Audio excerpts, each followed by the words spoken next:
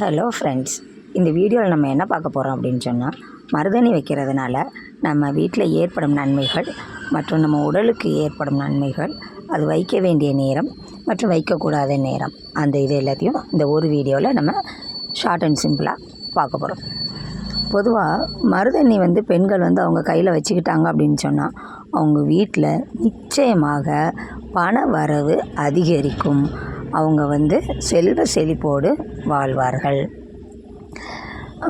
ஏன்னா மருதாணி மகாலட்சுமி அம்மையார் இருப்பிடம், அதாவது அவங்க அதில் குடியிருக்கிறதா ஒரு ஐதீகம்.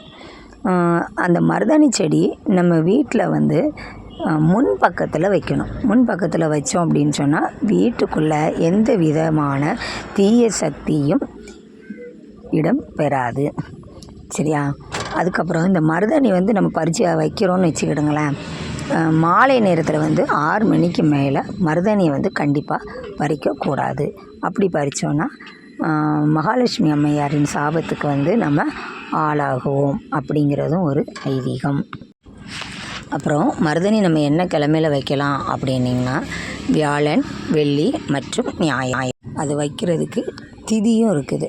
அந்த திதி என்னதுன்னு பார்த்தீங்கன்னா, பஞ்சமி, துவாதசி, ஏகாதசி, தசமி, இந்த மாதிரி திதியில் இதை வைக்கலாம். எப்படி திதி கிழமை இருக்குதோ அதே மாதிரி அதுக்கு நட்சத்திரமும் இருக்குது. அது என்ன நட்சத்திரம் அப்படின்னா, பரணி, பூராடம், புறம். நீங்கள் இந்த மாதிரி நட்சத்திரம் பார்த்து தான் வைக்கணும் அப்படிங்கிறது இல்லை. ஆனால் இந்த மாதிரி சமயத்தில் பார்த்து வச்சிங்கன்னா அது உங்களுக்கு நல்ல ஒரு அதிர்ஷ்டத்தை ஏற்படுத்தி கொடுக்கும். அதே மாதிரி இன்னொரு முக்கியமான விஷயம் என்னதுன்னா, மருதாணி வைக்கக்கூடாத நேரம் அப்படின்னு ஒன்று இருக்குது. அது என்னதுன்னா, ராகு காலம் மற்றும் யமகண்டம்.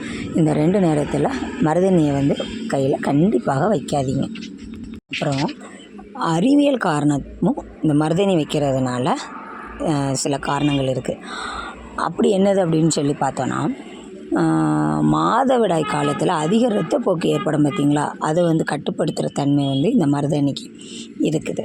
அதோடு மட்டும் இல்லை, இந்த அதிகமாக உஷ்ணம் உடம்பு உள்ளவங்க இந்த மருதாணியை அடிக்கடி அவங்க கையில் வச்சுக்கிட்டாங்க அப்படின்னு சொன்னால், உடல் சூட்டை இந்த மருதாணி குறைக்கிற தன்மை இந்த மருதாணிக்கு இருக்குது. அதுக்கப்புறம் இன்னொன்று முக்கியமான ஒரு நல்ல இது என்னது அப்படின்னு சொன்னால், நம்ம விரல் இடுக்குகளை சில கிருமிகள்லாம் இருக்கும். அந்த கிருமிகளை கொல்லக்கூடிய சக்தி இந்த மருதாணி இலைக்கு இருக்குது. அப்படிப்பட்ட சக்தி வாய்ந்த மருதாணியை நம்ம நம்ம கையில் வச்சு நம்ம உடல் நலத்தோடும் ஆரோக்கியத்தோடும் வாழலாம். பாய்.